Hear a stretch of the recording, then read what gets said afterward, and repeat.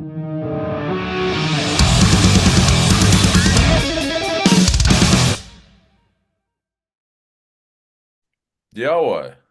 Good evening, Jimmy. How are you, mate?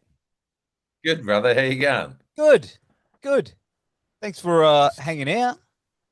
My Uh, pleasure. Thanks for having me. all good. Where you at? Are you in Tassie? Yeah, I'm in Lutruwita I'm in Launceston, Oh man, is it getting Alamaluca. is it getting cold as fuck down there? Is it? It's yeah, a little bit. I'm wearing a jacket inside. I've just been out in the shed and yeah, my mum was just rang and she's like, "Oh, it looks like it's starting to get cold." Like, "Yep, the snap, here it comes." Yeah, yeah, yeah. I was in Adelaide over the weekend. I was like, oh, I'm getting a little bit of a still in it. See, I'm up in Queensland, so it's slowly creeping up our way. But, Yeah, right. Yeah, yeah, yeah. We'd still be beautiful days up there, brother. You'd be it laughing. It's pretty good. It's pretty good. But in Yeah. the early morning and at the night. So you guys can keep it down there if you want. Just Yep, yep. but my name's Nev. Did I say that before? It's been a long No, no, no, but I did know. But thanks, Nev. time. It's good to meet you, mate. It's good to meet you. Of course, mate, the new album, Chasing Ghosts album is out on May 16th. It's called Therapy. And it's a great record, man. It's filled with hooks. It's a bit heavier than the previous stuff. Mate, what drove the direction this time? I think just like finding new territory to chart. Like each record's been an evolution. Uh, Chasing Ghosts was like it stepped out of the punk hardcore scene, or I did, and started chasing Ghosts, and then sort of it's like nearly full circle came back to, I guess, my roots and it was like where could we go sonically with it? Where could and bigger and heavier is always a combination that works. And when you consider it was an acoustic sort of folksy project, I wouldn't have anticipated that this was the trajectory, but I just wanted growth and I wanted to go somewhere uncharted and under this banner as Chasing Ghosts. And yeah, I think to some degree, that's exactly what we've done. And coming out of the last record, I think songs like Busted Lung really resonated with people, and Hmm. I felt like, oh, okay, okay, well, I might what would more of a similar inspired sort of energy feel like? And because it's such an enjoyable song to play, even though it's obviously a pretty dark subject matter, but Yes. um, so that's yeah, that's where we went, and here we are. And You it's a big shiny record. That was the other thing. I've never done shiny. I've always done like like the last one was like real lo-fi, that sort of real Poison City Melbourne sound, and there's a whole appeal to that I really appreciate. And then the earlier records were like to tape and analog because I'm weird like that, and I didn't want to do auto tune and beat detectors, and so this was a real like letting go of some rules and saying, well, let's move into like something really shiny and new and lean into all those modern processes and let go of some of those older traditional processes because that was new territory and that was and it was exciting because because I had sort of held back from that for a long time for a record like this. So here we are. and it sounds great. And I was turning Thank you. up in the car. It sounds, it does sound shiny, but hey, there's nothing wrong with the old analog and tape and stuff as well. You know what I mean? They Like, just have two different appeals yeah, and tape's nice, thick, warm, and fat, and really good in the rhythm section, of course. And I think it was great when it was more of I was delivering like that folk country acoustic kind of thing, and it was cool for that. But I've just felt for this one, um, yeah, something modern. are you a vinyl guy? Because usually dudes that are, down that road are vinyl guys. I'm a vinyl guy, but It takes one to know one, doesn't it? Yeah. I could, I could smell the Yeah, you vinyl. could. Yeah, There yeah. were red flags dropping everywhere. Once I started talking about that warm bottom end, you're like, He likes Yeah, vinyl. I know, straight up. But we've got to keep our voices down a little because, Yeah, exactly, yeah, exactly. because the collection always grows. Um, but that's, I mean, it's coming out on vinyl, right? Yeah, yeah, absolutely. There's one variant sold out. South Summit, are doing Summit Distro rather are doing the vinyl release. Jamie over there, and I'm really excited. He's done a brilliant job. Um, there's like a smash variant, and there's some really beautiful colors. There's I think one's called a mash or something. Yeah, yeah. Some cool provocative names, but mine is I like the splatter. So, but they look cool. One's completely sold out. The other we've put some extras on. So if people would like to, most definitely go get yourself a vinyl while you can. We're gonna have, as I say at the end, we have all the links down here. So guys, like Brilliant. right now, pause, hit the link, go get your copy, come back before they sell Yeah, out. Um, cool. you've got your own copy. Have you got your copy yet?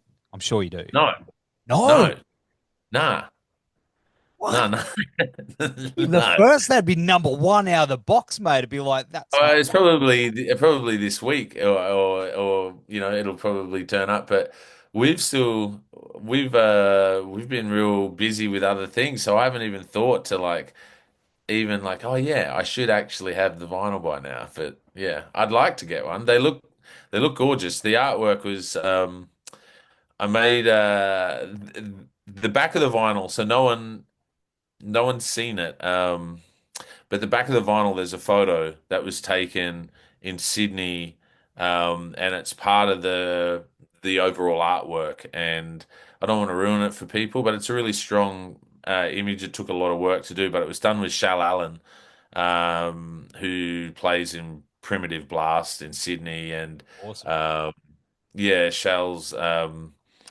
He's done heaps of stuff over the years. Toy boats he was in years and years ago.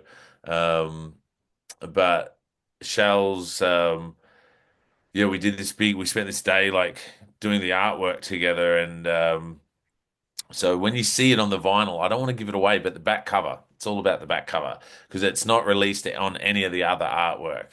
But yeah, I've hinted at it. There's been some reels of me, of it, but yeah, it looks pretty special. So I'm keen to see it. Oh man, me too. Me too. Put me down. You'll be like, oh, I remember the cryptic conversation I had with Jim. Yeah, this is the photo. Right, And cool. I'll be like, Yeah. what's up, man? Yeah. But it seems like a fair bit has happened between records for you. I mean, you became a dad as well. Yep. Was that number one for you? Yeah. Yeah, yeah. Wow. Unless you know something I don't, but Oh no, no, no, no. No, but no, I'm kidding. I just I thought know. it was gonna be Yeah, thought it no. was gonna be like one of those daytime talk show hosts. We're gonna bring someone out now. Yeah, yeah, here we go. And you're like, yeah, no. No, no, Oh, no. But sometimes no, no. it's like that, you have to. Yeah, I'm a bit of a fossil to be a dad. Like I'm grateful I'm not like I think, oh my goodness, how could someone in their teens or 20s do this? Yeah. This and well done to all parents who were younger parents. You people are amazing. And how you did it, goodness knows. It's been the greatest joy of my whole life, absolutely, but I can definitely see the challenges and how people deal with it. And Leonie, our son, is just lights up our life. We're just so happy. See, man, you said you're old. You don't even look that old, mate. I'd be saying you'd be like, early 30s. You know what? Let's stick to that. Oh, really? Okay. Yeah, All right. yeah. I've been playing bands and punk stuff, but see, kids, don't get on meth, and you can have the skin of an old punk guy in Tasmania as well. You still look really young, dude. Yeah, no, it's I just, don't even know how old I'm picking early 30s. well, see, what I do is I surround myself Yeah. with people much, much older, and by default, I look younger. It worked. Okay. You see me at the nursing homes, you'll know I'm just there for the compliments. Would you? That's I'm a grandfather, dude, so I you know are not. I am. Are I you am for real? 100%. Yeah, I started when I was 18, man. I had my Ah, eldest. yep. Love it, That's absolutely. what I mean. That's what I mean. You're the person I'm talking about. Hmm. How did you do it? Because 18, it would have been like such a challenge. Yes, Just a huge responsibility shift, like absolutely, absolutely. and purpose for life and everything, like it's a real shifter. Mm. Oh man, and she's the best. You know. Yeah. Hey, shout Wow. out. I don't know if she's gonna watch my show, but shout out to Autumn, who is amazing. She's made, but it's not about me. It's about And you. so you got to no, but you've got a grandchild now? I do. Yeah. Is it what's a grandchild feel like? Does that feel really different to a child of your own child? Does. Yeah, it does. Yeah. Cool, man. Wow. It's cool. Something to look forward to. Yeah. Yeah, yeah, yeah. It's the best. I love it. I really do love it. It keeps me young, you know, Yeah, that's dope. That's dope. That's unreal. for a 80-year-old man. Um You look terrific for 80. thanks. And Thanks. Yeah. limber, fit. I wouldn't go there down that road. Anyway, but All right, sorry, yeah. no, What? no, no, no, I'm having a laugh. I did want to ask you though, how did that affect your songwriting? Going into this album, how did it change anything? You know? Look, our boy's 10 months old. Mm, The writing, everything, the recording was all done. And I have my partner Danny and I it was all done before um any of that part of our life came along. So I waited for quite some time because there was talks between industry and a couple of different labels and stuff. And so that took longer than anticipated. And yeah, and that was sort of one of the things. So in this circumstance, I was still undadded. I wasn't a dad yet. Um, and it was funny because I was playing Kids Raise Kids at a show, a song of mine at a show supporting Trophy Eyes, or I might have been supporting John Floriani. mm. And he's a legend, right? Like we're Yeah, yeah, good and we're absolutely. having a good time. And he goes, and the song is written for a friend of mine, and it's his experience that he's told me, and I've like written this song for him and over about this experience, sort of parents, using the little one against one another kind of thing. Mm. John's sitting on the side of the stage crying his eyes out at the end of it. And I was like, he's like, man, I never knew you had kids. And I didn't have kids then. And I was like, I don't have kids. And he's like, what? And he goes, that song, I thought that they were your kids, weren't they? And I was like, no, man, no, that's my mate's kids.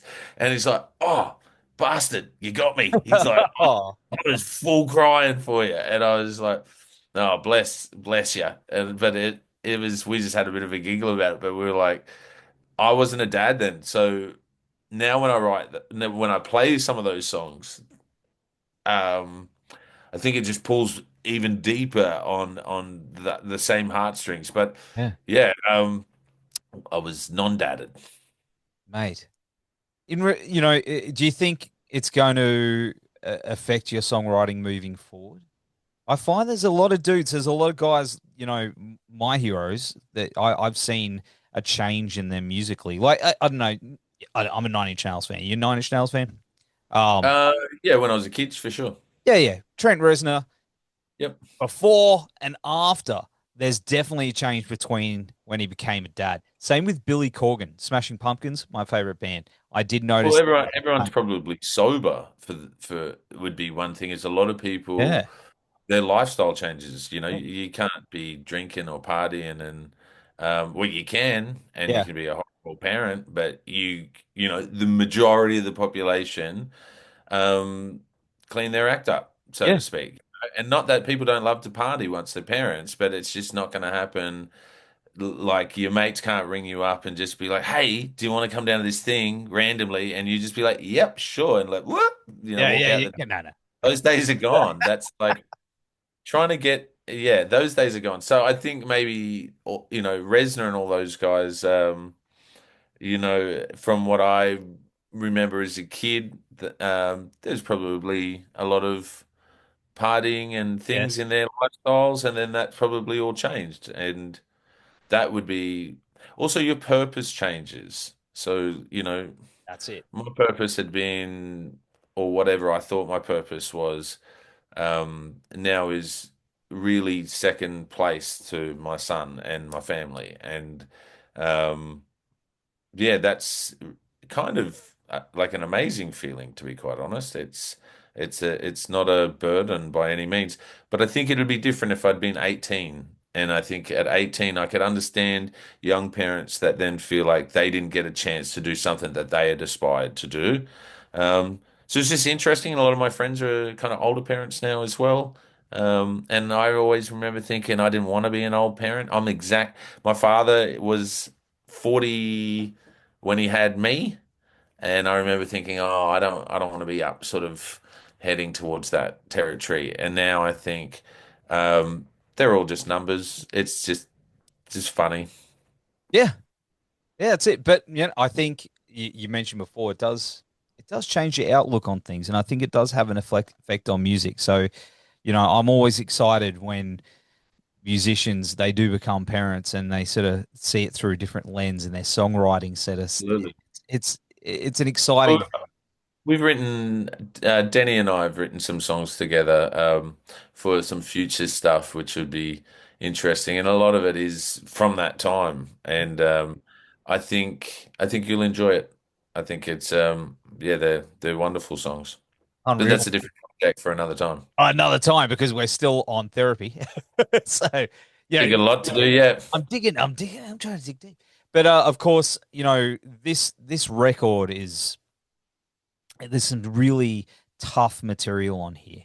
Lyrically, Yeah. it deals with some serious subject matter like grief, hope, healing, as well as you know domestic violence and things like that.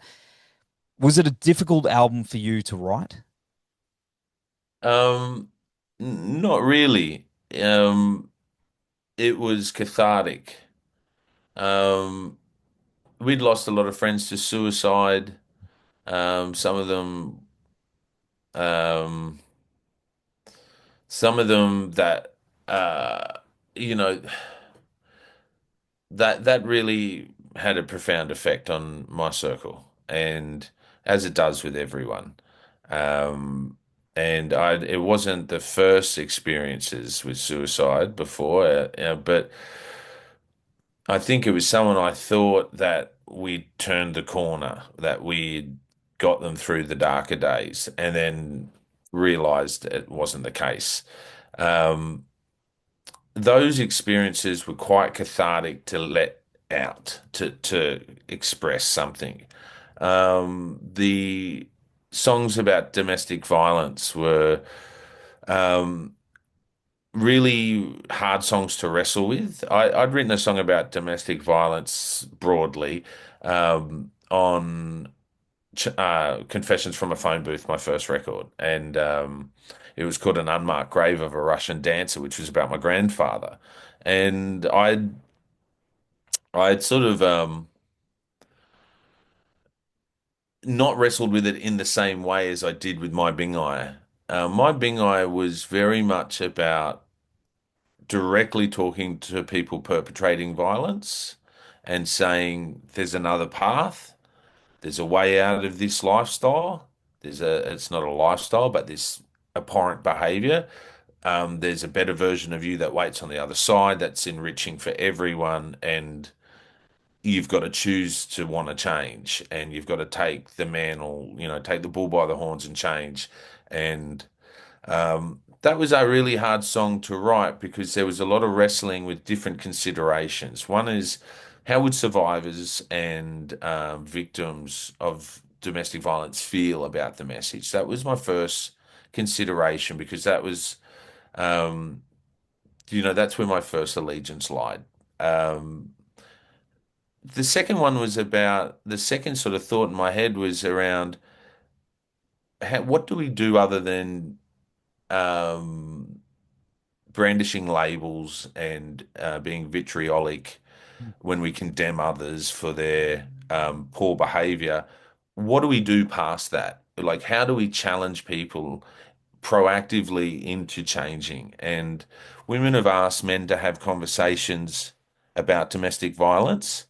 Um, and to call it out when we see it and in our community. And so this song was a way to start that conversation and talk directly to perpetrators, but with the notion that we're all infallible and where most of us are redeemable as well. And that a person doesn't have to stay um, continuing bad behavior. There are off ramps and there are ways away from it before it becomes catastrophic. And so, it was sort of a conversation about trying to prevent young men in particular going down a path where they're using their hands to solve emotional problems. And that's through it had sort of come out of this conversation I had with lots of men from lots of different walks of life. Um, Definitely not specifically Aboriginal people. Lots of white fellas, lots of people of lots of different ethnicities, lots of different pay grades. There wasn't a type of bloke. It was and I'd never even realized how prevalent domestic violence was. And I didn't think I knew anyone who was in a domestically violent relationship because no one discussed anything like that in my 20s at all. And not really in my early 30s was when the conversations started. I started to hear things and comments would come back, or I would see some behavior that would be escalating and concerning and try and have some conversations while holding the person accountable, but also trying to get some change behavior happening and not just condemning someone and sort of walking away. Um, so yeah, they are tough songs because you have to consider there's a few different perspectives Yes. and you don't want to lose people on the journey. So this is the power of taking time to find the right words. And um, it's not just about the melody, it's about the message. And I wanted to pick the hardest group to talk to, which was the most important group to talk to, but no one wanted to talk to that group because what if they said it wrong or did it wrong Yeah.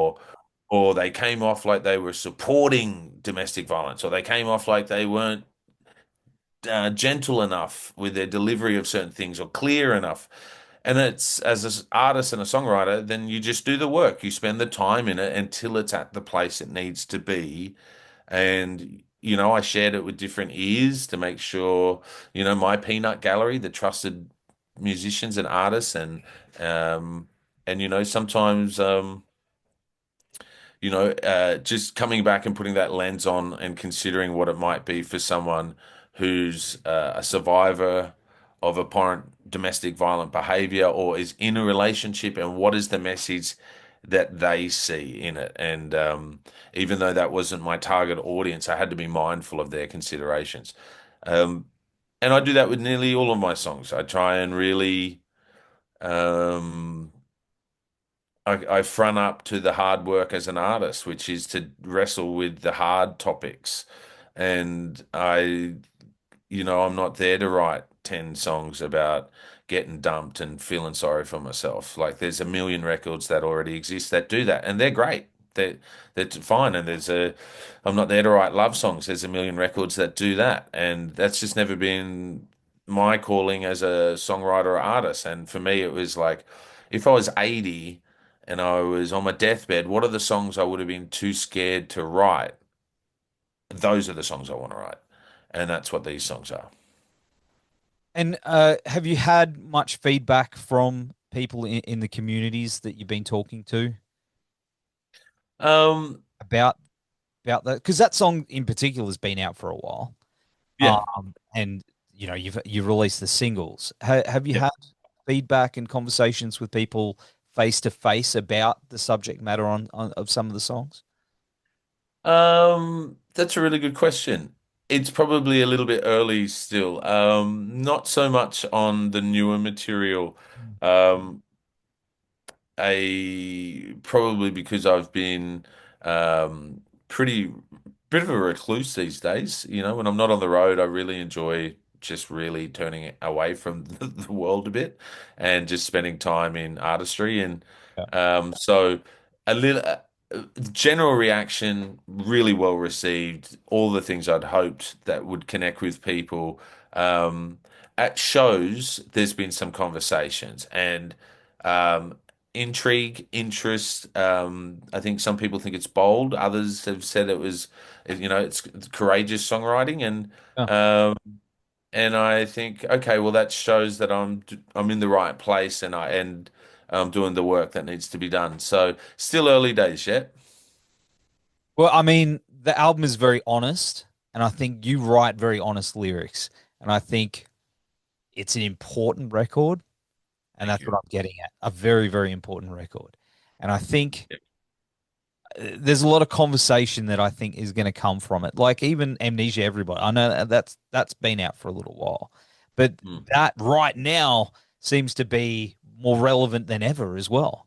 You know what I mean? Like Well, it's well, absolutely. It's because I think the in thinking about the things that I want to write about or talk about, the things that bother me are the things that or that sort of sit with my spirit, I guess, are the worries of the world, you know? And like a lot of people, if some of us distract ourselves with social media and consumerism and whatever else, but at some point, for some of us that are a bit reflective and sit in our own sort of um, space every now and again, the worries of the world permeate through. And like it couldn't, the worries of the world have lived up to expectation in the last few years. You know, there's so much turmoil in the world and a lack of stability.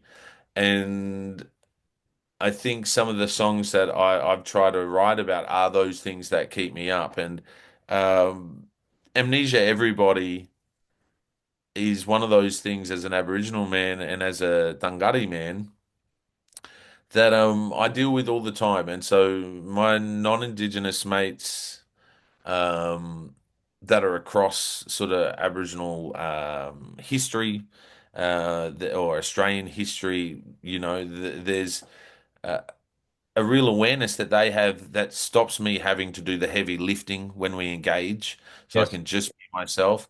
But generally speaking, quite often throughout Australia, there's a lot of emotional heavy lifting that comes with being in a population that's not been taught its history. And when you're cognizant of it and you teach it for a living and you know it and you use your artistic expression to further kind of amplify what you feel is a responsibility, um, it becomes taxing and it becomes hard. So this record was a lot of like letting out things that had sat on me for a while, you know, and racism in Australia is hard work. And people might be like, oh, they might think, oh, you're white passing, you can look like a white fella, so why would you face racism? And that would just be, that's like a really innocent kind of person that's never experienced racism would say that. Uh, Racism interpersonally is one thing, the name calling or whatever. That's one thing. You hear it in pubs. I hear it all the time. I hear things down here that you get up and you leave the pub. You're not welcome to be around there. You know, you hear what people say. The N word, like only around Australia Day, like, family members had to leave because people were openly using the N word and not like young people, like trying to be politically incorrect rappers, Yeah, yeah. not nothing like that. Like old school, hard on the, on going right in and just like feeling so emboldened to speak like that and to degrade people and to just to assume the worst of people that I'd never ever met. And that's really different from when I was in Melbourne, because in Yeah. Melbourne, that generally doesn't happen a whole lot.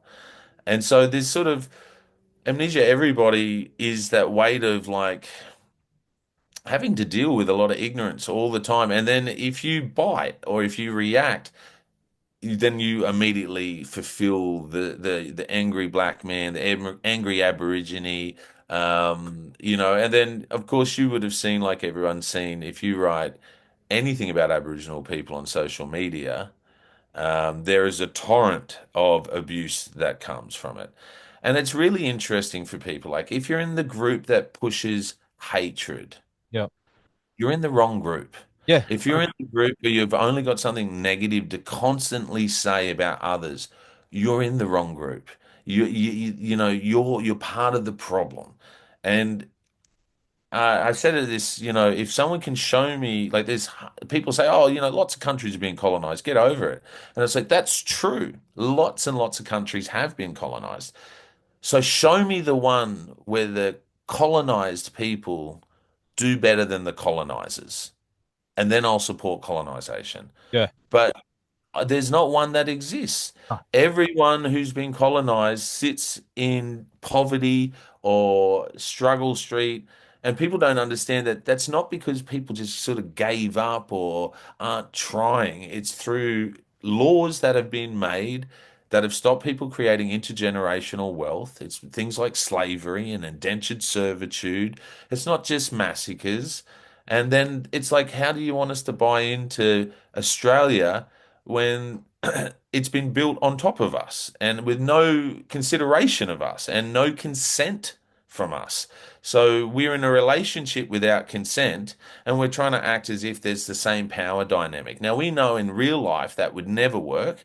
If there was two people and one was forced into a relationship without consent, we would say that person is being coercive, they're being abusive, and it's wrong, and it's actually illegal. So when that's interpersonal, we can recognize it. But when it becomes systemic, people are looking for justifications for poor behavior. yeah. And I'm still here calling it out after all these years. I was calling it out as a teenager. I've done it in my 20s and I'm doing it still.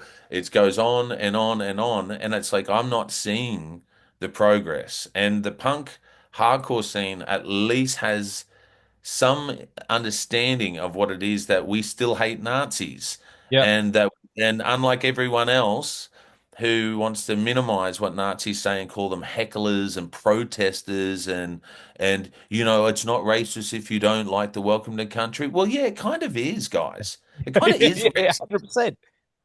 Like every single time I went to somewhere I had to do a prayer, I didn't turn on the church over it. I didn't, the whole pedophile thing, that's an issue. But just having to do a prayer, every time the national anthem got played, I haven't just like turned my back on the country and be like, no, no, I can't be bothered. Every time we've had to welcome counselors or welcome special, important folks from somewhere, I don't get sensitive about it. So what the problem is when we say that uh, that the obvious fact that Aboriginal people come from Australia and Yep. that we are the traditional owners, we are the rightful owners of that land, and it was never ceded, it was stolen off us. That shouldn't be outrageous in 2025. Paul Keating clearly said all of this publicly when he was the Prime Minister in the 90s. He said, talking of European Australians, we did the murders, we led the massacres, we poisoned the people, we put people into slavery, we took the children. And it's like they're not like that's common sense. And we've got sort of spin doctors now. So sorry, massive tirade there, and No, I've no, probably you're right, man. No, no, lost look. half my fan base there, and I'm No, sure no, a no. lot of white folks are going to get funny about it. But you got Eh, to understand, 100%. you got to understand as non-Indigenous people that this is home is where your heart is. So whoever calls Australia home, whether they're a new arrival, whether they're a refugee seeking peace and safety, whether we've been here forever, home is where your heart is. However, there have been people that have always been here. And if you're coming to join that conversation, be mindful and step gently, be thoughtful, be considerate. And if you're a non-Indigenous person and you find that, that you believe in justice, then or you've also got to believe that Aboriginal people also deserve justice. If you believe in empathy, Yes. that you think that to understand other people, then you've also got to extend that to Aboriginal people. If you if you think that if the first three things that you've got to say about Aboriginal people are all negative things, who's been teaching you to think that way about us? We never went to England and attacked England. We've never provoked any of this behavior. This has all been directed at us. And when it happens for generation after generation after generation, it's constantly exhausting. And you start to get, you don't want to be around the public because you don't want to have to manage their behavior. Anyway, No, hence one of the reasons I ended up in therapy and spoke to my therapist about this quite a lot. mate. I I love how passionate you are about, you know, as you said. Sorry, man. It gets me a little emotional hearing you say that. Like I didn't mean to set off a, Not at all. or anything. I think it's an important conversation. I know we're running out a bit of time though, and I did want to talk to you about the tour, but I Jump in. 100% really appreciate you sharing that with me, mate. It means a lot. Yeah. Look, if people are going to listen to the record and enjoy it, I'm just a human being. But I'm never ever ever not going to stand up for the treating people with decency and understanding each other and empathizing with each other. Otherwise, we're always going to have this distance between us. Right. And we're all here together. We all got to get along, but we have the most disadvantaged have been expected to make the greatest change for the longest time. And it's now time that the most advantaged make some change for the first time. Absolutely. Absolutely, mate. But And no more neo-Nazis. Can we just all decide whenever we see the neo-Nazis, that's do the old school, yeah, fucking yeah, like our grandparents. Don't abso- forget Anzacs and our great grandparents and grandparents. That's who they fought. And now we're like, absolutely. oh, this guy's just a Yeah. heckler. No hecklers. Fuck those. No, man.